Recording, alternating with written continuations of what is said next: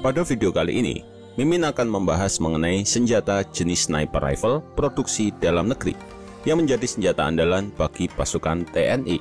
Senjata tersebut adalah senapan penembak runduk 2 atau yang lebih familiar dengan sebutan SPR-2. Senjata unggulan dari PT Pindad ini pun menjadi pilihan utama mayoritas sniper di banyak satuan militer TNI untuk saat ini. Dalam dinamika pertempuran, misi seorang sniper tidak hanya berkutat pada sasaran manusia langsung. Mereka juga dituntut untuk mampu menjalankan misi khusus tertentu, seperti menghancurkan sasaran berupa kendaraan taktis, peralatan penunjang militer seperti radar, atau bahkan kendaraan tempur lapis baja ringan. Untuk menjalankan misi tersebut, jelas para sniper membutuhkan senjata khusus. Maka dari situ, muncullah istilah senapan anti material yang juga mendasari lahirnya SPR-2 ini.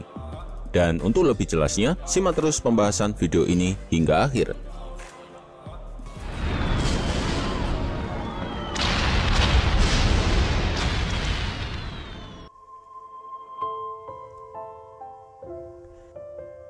Secara awal, program pengembangan senapan penembak runduk atau SPR oleh PT Pindad dimulai pada awal tahun 2000-an, di mana SPR generasi pertama dibuat di pabrik senjata Kiara Condong, Bandung, Jawa Barat. Alasan utama yang mendasari pengembangan senjata ini tidak lain karena saat itu Indonesia terkena embargo senjata dari pihak Barat, dan pada saat yang bersamaan, konflik bersenjata di Aceh melawan kelompok separatis GAM sedang panas-panasnya. Sedangkan di pihak prajurit TNI sendiri, khususnya para personil penembak jitu yang akan turun ke medan konflik, ternyata membutuhkan persenjataan baru guna mendampingi senapan Mauser SP66 yang lebih senior. Setelah sukses dengan SPR-1, PT Pindad pun terus berinovasi guna meningkatkan kualitas produksi senapan runduk dalam negeri. Mereka mulai mengembangkan sebuah senapan runduk dengan mempelajari spesifikasi senjata anti material asal Serbia. Sedikit informasi tentang senapan anti material. Senapan jenis ini memiliki bentuk dan peran yang serupa dengan senapan runduk. Perbedaannya lebih kepada besarnya kaliber dan bobot, yang berdampak pada daya hancur serta jangkauan proyektil yang lebih tinggi. Kategori senjata anti material adalah senapan dengan kaliber mulai dari 12,7 mm, 14,5 mm, dan 20 mm. Bicara segmen senjata anti material, beberapa satuan khusus TNI nyatanya sudah cukup mengenal penggunaan senjata ini.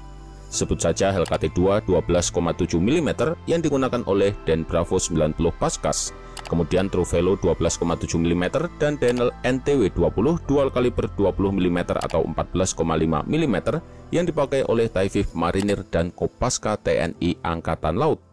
Bahkan beberapa satuan elit TNI Angkatan Darat diketahui juga menggunakan senapan anti material Barrett M107 buatan Amerika.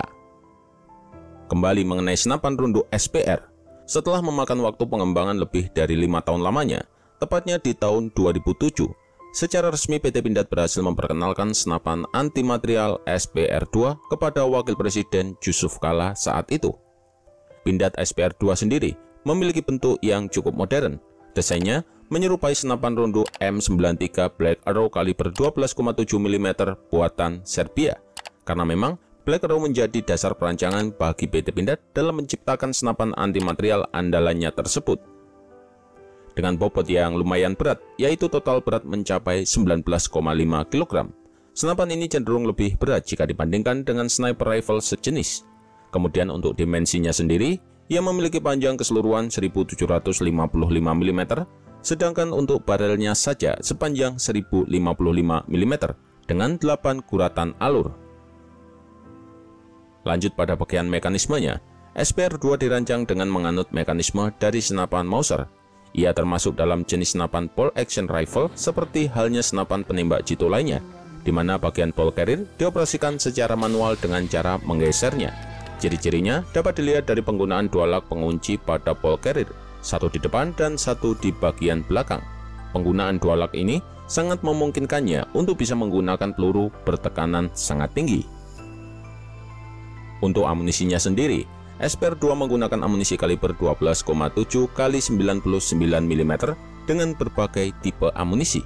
Di antaranya adalah amunisi standar MU3TC, amunisi sniper 12,7 mm MU3M, amunisi anti material MU3 SAMM, amunisi bakar tembus baja MU3BB, amunisi tracer MU3N, amunisi penembus armor MU3B, serta yang paling dahsyat adalah amunisi tembus peledak MU3BLAM yang mampu menghasilkan efek ledak, efek bakar, dan penetrasi ke lapisan baja.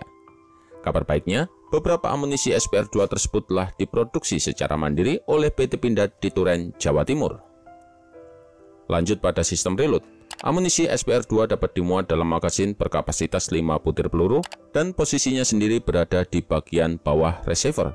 Taubahnya seperti magasin pada senapan runduk konvensional. Senapan ini mampu memuntahkan proyektilnya hingga menembus kecepatan 850 meter per detik. Dengan kecepatan tembakan tersebut, ia mampu menyasar target dengan jarak tembak efektif yang sangat jauh, yaitu berada di range 2000 meter.